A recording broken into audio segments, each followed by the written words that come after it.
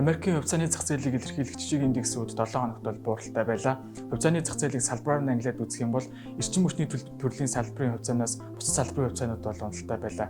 За тэгэхээр өнгөрөх 7 хоног Турк болон Сирь улсын хооронд бол 7.8 магнитуд хүчтэй газар хөдлөлт болж, за Турк улсын Чейхан гэх газрын төсний хоолой бол түр хаагдсан. За мөн одоо Хятад ард улсаас тив ковид бодлогоо цуцалж одоо эдийн засгаа нээж байгаа нөөрэ газрын төсний эрэлтийг дэлхийн зах зээлд нэмэгдүүлж улмаар бол эрчим хүчний салбарын хувьцаанууд бол 7 хоногт өсөлттэй байлаа.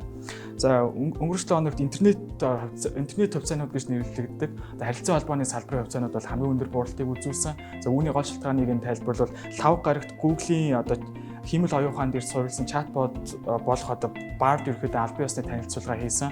За уг одоо чатбот нь одоо албан ёсны танилцуулгынхаа үеэр хамгийн анхны өөр гаригийн зургийг дарсан хиймэл дагуулын нэрийг хэлнэ гэх асуултанд бол буруу хариулснаар уг чатбот нь бол тиймч бас одоо чатботтой өрсөлдөхүйц хэмжээний AI одоохондоо болоогүй байна гэх хүлээлтийг төрүүлж улмаар бол тус компани хувьцааны хаш 10%-аар буюу нийт зах зээлийн үнэлгээг бол 100 тэрбум ам доллараар алдсан байгаа. Энэ нь ерөөдөө одоо харилцаа холбооны салбарын хувьцаанууд одоо уналтаа байхад гол нөлөөг үзүүлж, за улмаар бол уг салбарын хувьцаанууд бол хамгийн өндөр уналтыг бол 7 хоногт бол үзүүллээ. Тэгэхээр 2023 оны их үеэс аваад үзэх юм бол S&P 500 индекс 6.5, за технологийн Nasdaq Composite индекс бол 12% бол өсөлтийг бол үзүүлсэн байна. За энэ өсөлт одоо цаашд хэр удаан үргэлжлэх вэ гэдэг бол асуулт бол хөрөнгө оруулалтын дунд байна. Бидний зүгээс гэх юм бол уг өсөлт одоо энэ хэмжээгээр бол цааш үргэлжлэх нь бол магадлал бол багатай гэж бодож байгаа. За үүнийг тайлбарлавал S&P 500 индексийн сүүлийн 20 жилийн дундаж өгөөж жилийн 9.8% байсан. За тийм учраас одоо түүхэн дундчны харьцуулаад үзэх юм бол өсөх зай бол нэгт бол бага байна. За нөгөөдөө үрэх юм бол за хувьцааны зах зээл бас 23 оны дунд үед унж болцшгүй гэлтих одоо 3 үндсэн шалтгаан байна. За эхний шалтгааны хувьд гэх юм бол за эдийн засгийн хямралын анхааруулгыг хөрөнгө оруулагчид одоо өксөөр ирсэн. За Америкийн нэгдсэн улсын 2 жилийн болон 10 жилийн хугацаанд засгийн газрын үн цасны өгөөжийн мөрөө эргээд 221 хонсон байгаа бол 3 сарын болон 10 жилийн хугацаанд засгийн газрын үн цасны өгөөжийн мөрөө эргээд 109 хоног болсон байна. За тэгэхээр засгийн газрын үн цасны өгөөжийн мөрөө нөрөө жишг өгөөжийн мөрийг илтгэдэг буюу одоо зах зээлд одоо хөрөнгө оруулагчид одоо богино хугацааны нэрстэл тодорхойгүй байдлыг урт хугацаанаас илүү гэдэгтэй бол холбоотой байдаг. Энэ нь ерөөдөө бол түүхэн хугацаанд эдийн засгийн хямралуудыг болохын өмнө бас илэрдэг ийм бас том тохиолдолсоор ирсэн эхний шалтгаан. За хоёр дахь шалтгаан гэх юм бол холбооны нөөцийн сангийн тэргүүн. За 2 сарын 1-нд болсон мөнгөний бодлогын хурлаараа за 2022 оноос эхэлсэн бодлогын үгийн нөлөө бол эдийн засгт бүрэн нөлөөгөө үзүүлээгүй байна. За энэ ерөөдөө 2023 онд за эдийн засгийг одоо өсөлтийг сааруулах ийм хүлээлттэй байна гэдгийг бол сануулсан байгаа. За одоо үүнтэй холбоотойгоор Дэлхийн банкнаас бол Америкийн нэгдсэн улсын эдийн засгийн өсөлтийг 2023 онд 0.5% байна гэж таамаглаад байгаа. За бидний зүгээс ерөөдөө бол бодлогын үгийн хоцрогдолтой нөлөө, за мөн хөдөлмөрийн зах зээлийн хомсдыг харгалзаж үзэж нэг 0.2 орчим хувьд бол байх болов уу гэсэн хүлээлттэй байна. За тэгэхээр мөнгөний бодлогын одоо хоцрогдолтой нөлөө эдийн засагт бодитойгоор нөлөөлөд эхлэх үед болохоор эдийн засгийн өсөлт саарна. За компаниудын ашигтай ажиллагаа буурч ажилгүйдийн түвшин ихсэж улмаар бол хувьцааны ханш унах бол ийм бол хоёр дахь бол хүчин зүйл байна. За гурав дахь зүйл нь гэх юм бол инфляцийн дарамт байгаа. За Америкийн нэгдсэн улсын одоо 65 наснаас дээш буюу одоо төсвийн насны хүмүүсийн одоо нийт хүн амд эзлэх хувь бол 2010 оноос хойш одоо өсөлттэй байсан. За 2021 оны одоо мэдээлэлээр аваад үзэх юм бол нийт хүн ажиллах хүчнийхээ 17%-ийг бол эзэлж одоо хөдөлмөрийн зах зээлд хомсол үүсгэж байгаа. За нөгөөтэйгөр гэх юм бол Америкийн нэгдсэн улс нь одоо COVID-19-ийн цар тахлын үеэр нийт одоо ажиллах хүчнээсээ 1.1 сая хүн бол алдсан байгаа. За үүний 35% нь болохоор яг хөдөлмөрийн зах зээл бүтэн цагаар ажилладаг байсан ийм хүмүүс буюу энэ одоо тоороо шилжих юм бол 400 мянга орчим бол хүн байгаамаа. За мөн нөгөөтэйгөр одоо урт хугацаанд үргэлжилсэн ковидын бодлоготой холбоотойгоор 1.6 сая за хөдөлмөрийн насны яг ажил хийдэг хүмүүс ажил хийхээ бол барьсан байгаа. За үүнтэй холбоотойгоор ажил хүчний оролцооны түвшин буурч улмаар одоо хөдөлмөрийн зах зээлд хомсдол үүссэн байна. Хөдөлмөрийн зах зээлд хомсдол үүсэх үед болохоор одоо байгаа ажил хүчнэрээ өмнөх бүтээмжээ бий болгож чадахгүй байдлаас үүсэж инфляцийн дарамт үүснэ. За мөн одоо ажил хүчний одоо бүрийн хэмжээнд хангахын тулд өөр компани ажилтнууд одоо илүү өндөр цалин амлаж авчирч ажиллах буюу цалингийн үнийн өсөлтөд дамжсан инфляцийн дарамт үргэлжлэж улмаар ерөөдөө бол төв банкны зүгээс бодлогын үгээ удаан хугацаанд барих ийм бол шаардлага үүснэ. За үүнтэй холбоотойгоор эдийн засгийн өсөлт 2023 оны дунд үеэс эхлэн эрчимдээс саарч улмаар бол хувьцааны ханш бол бас буурч магадгүй юм а гэсэн бол хүлээлттэй байна.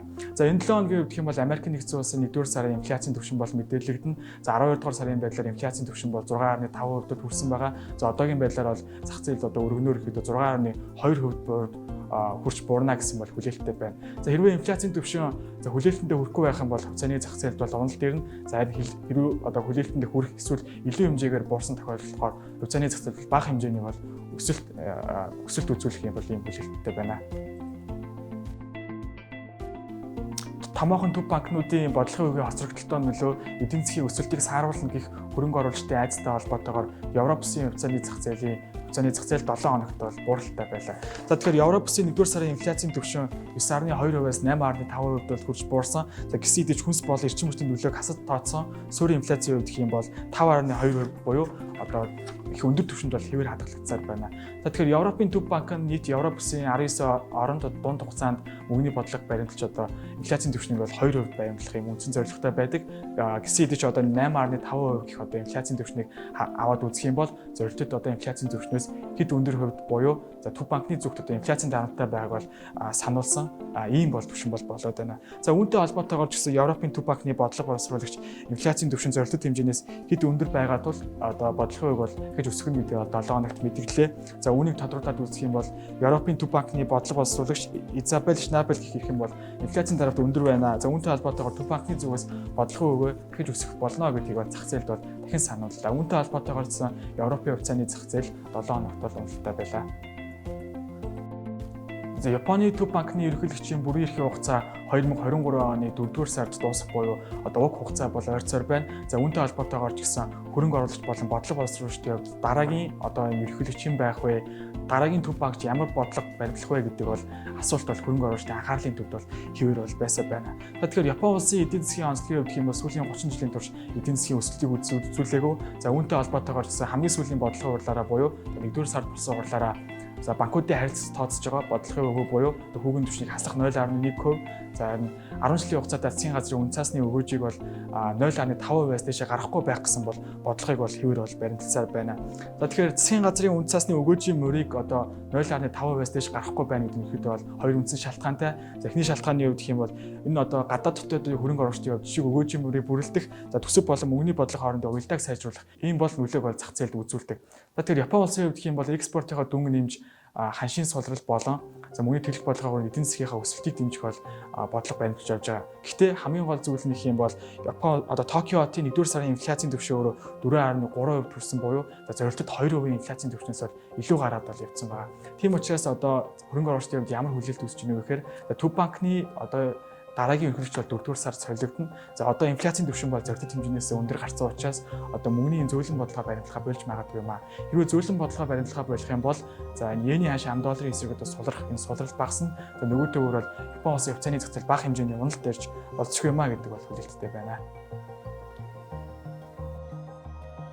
За Америкийн нэгдсэн улсын Жо Байдны засаг захиргаа өнгөрч оны 10-р сард бүгд найрамдагтай дараад улсаа одоо дэвшилтэд хагас дамжуулагч болон зарим төрлийн чипийг бол одоо стратегийн өрөөнд бол худалдаа болсон байгаа. Худалдаа борьсон нь ерөөд хоёр улсын хооронд бол геополитикийн эрсдлийг бол нэмэгдүүлээд байсан. За харин 2-р сарын их үеэр болсон бүгд найрамдагтай дараад улсын агаарын бөмбөлөг одоо тагнуулын шинж чанартайгаар Америкийн нэгдсэн улсын газар нутаг дээгүүр бол хөрсөн байсан. За энэ нь ерөөдөө бол хоёр улс хоорондын стратегийн өрсөлдөөн болон дипломат харилцааны сөргөөр нөлөөлж за улмаар ерөөдөө 7 хоногт бүгд найрамдагтай дараад улсын хувьцааны зах зээл уналтай байлаа. За тэгэхээр бүгд найрамдагтай дараад улс нь өнгөрсөн 11-р сараас хойш цар тахлын хязгаарлалтаас сулруулж эдийн засгийн өсөлтийг дэмжих ийм бодлого арга хэмжээг авч байгаа. За үүнтэй холбоотойгоор хөрөнгө оруулалтын зах зээл итгэх эдийн төлөв нэмэгдсэн. За мөн болон IMF болон дэлхийн банкнуудын хувьд юм бол тус улсын эдийн засгийн өсөлтийн төсөөлөлөө нэмэгдүүлсэн зэрэг бол сайн юм төсөөлөлттэй бол байна. За гэсэн хэдий ч одоо томоохон төв банкуд бодлогын өгөө өсгөж дэлхийн зах зээлд эрэлт буурч байгаа нь одоо тус улсын энэ экспортын дүнг бууруулах, за мөн одоо үйл хөдлөх хөрөнгөний салбар нь уналттай байгаа нь эдийн засгийн өсөлтөнд одоо сөрөг нөлөө үзүүлж болцшгүй юм аа. За бас тийм одоо энэ өндөр хүлээлт бас хятадын зах зээлд бол хүлээлт үүсгэх нь бас буруу юм аа гэсэн эдийн засгч болон хөрөнгө оруулалтын юм бас хүлээлт бол байна. Хэрв та олон улсын болон дотоодын зах зээлд хөрөнгө оруулалт хийхийг хүсэх юм бол бидэнтэй холбогдорой. Бид танд зах зээлийн хамгийн сүүлийн үеийн мэдээлэл судалгаа болон өөрсдөө стратеги танилцуулж танд тохирсон хамгийн чухал хамгийн тохирох хөрөнгө оруулалтын боломжийг танилцуулах болно. DDB Securities хөрөнгөний зах зээл дэх таны өдөж